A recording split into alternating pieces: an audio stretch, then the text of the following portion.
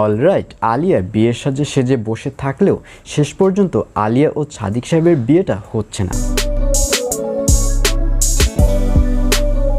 Hello সুপ্রিয় দর্শক, welcome back. আবারও হাজির হলাম দীপ্ত টিভির জনপ্রিয় নাটক মাশরাফি জুনিয়রের 461তম পর্ব কবে প্রচারিত হবে তার খবর নিয়ে।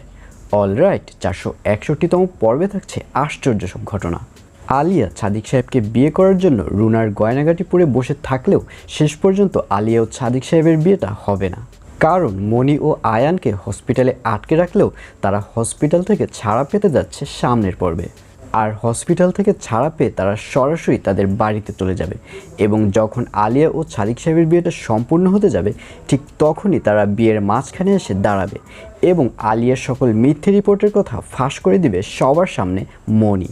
আর অন্যদিকে অফিসে আগুন দেবার সকল কার্যক্রম আয়ানের মামা বন্ধ করে দিলেও আবারও সামনের পর্বে পঙ্কজ সাহেব অফিসে আগুন দেবার জন্য সকল কার্যক্রম শুরু করতে যাচ্ছে। সুতরাং পর্বগুলো মিস না করতে চাইলে মাশরাফি জুনিয়র নাটকের সাথেই থাকুন। মাশরাফি জুনিয়র নাটকের 461তম পর্ব প্রচারিত হবে আগামী 11 তারিখ অর্থাৎ 11ই জুন শনিবার রাত 9টার সময় শুধুমাত্র দীপ্ত টিভি ইউটিউব চ্যানেলে।